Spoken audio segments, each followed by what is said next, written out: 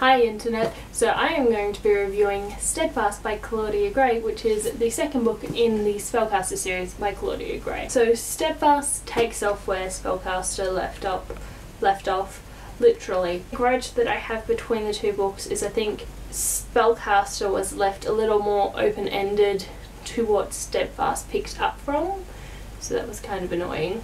Also, I don't like I like both covers, but I think it just needs something more. This one, like in the background, or more sparkles. Like this, you had the flame and all the stuff going up from that. But this one, I don't know. I feel like it needs something more, or maybe it's the blue and silver tones that I don't know. I'm not as big a fan of this cover, but I do still like it. I just feel like I'm missing something off the cover, and then I'm not. So that should give you a heads up on how I feel about the book. This book, I know one of my things that I wasn't too fond of at the end of Spellcaster was that I felt like it got too teenage girly, and this book emphasised it. There were certain points in this book where I remember why I loved Spellcaster. I remembered it and I was like, yes! And there are other parts where I was like, why the fuck am I reading this? It's kind of like fallen all over again. What is it? Steadfast, you're following Nadia, Matteo and Valen.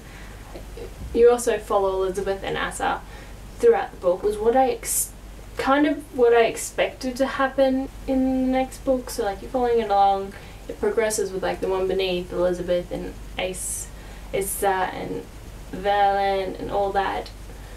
And I guess the storyline is good. It just put a damper on it for me because it does turn into a teenage girl book, really. So I think the main attribute to that is how relationship focused it is with Matteo and Nadia. I don't know, it just felt, even the way it was written kind of reminded me, it was better than fanfiction, so don't get me wrong there. It was better writing than what I read when I tried to read 50 Shades of Grey, but it still had that kind of feeling for me at times. It felt a little bit too fallen and twilighty when it comes to how heavily focused the romance was. Although it needed to be, I think it was more in the background in the last book, so in this one it kind of got me. It wasn't as intelligent writing, I felt, unless I have skewed memories of Spellcast. I only read up to chapter 17, then I listened to the audiobook for the rest of it, and I hate audiobooks. Like, the only time I've enjoyed listening to an audiobook is Pride and Prejudice and Fault in Our Stars. And even then I still continue to read The Fault in Our Stars, whereas I could not bring myself to read this. I kind of sped up the time with listening to it, and I just wanted it to end, which is never good when you want a book to end. There were points towards the end where it renewed my hope in the book and I liked it again, but then there were times again where I just sat there and went, why? Why do I have to put up with this? I don't want to put up with this. I think it's not even like I'm being extremely like annoyed with romances lately, because the right balance for romance in the book makes it like Divergent. I love the amount of romance that came in the Divergent trilogy. The Fault in Our Stars, even though that is purely about a relationship, kind of, I didn't hate it. And like Abundance of Catherine's, I'm just naming John Green books at this point in my head.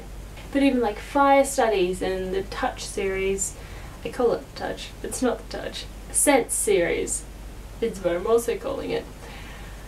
They were really largely based on relationships as well, but they didn't feel as relationship heavy as every page of this book felt. I think I would have preferred it if it was more from Verlaine's point of view. Just the whole way. Just get rid of the other two, have Verlaine do it. So it is still third person in the book, which is nice, and you swap between all the people, but I think there's too much swapping in it as well, and all the voices sound the same. Even when they were reading it, like when I was listening to the audiobook, it was really hard for me to distinguish between parts, same as with reading it in this one. I don't know what it was, it was just I didn't enjoy it as much as I enjoyed Spellcaster. Again, I think it might just be because it has turned into too much of a teenage girl book for me.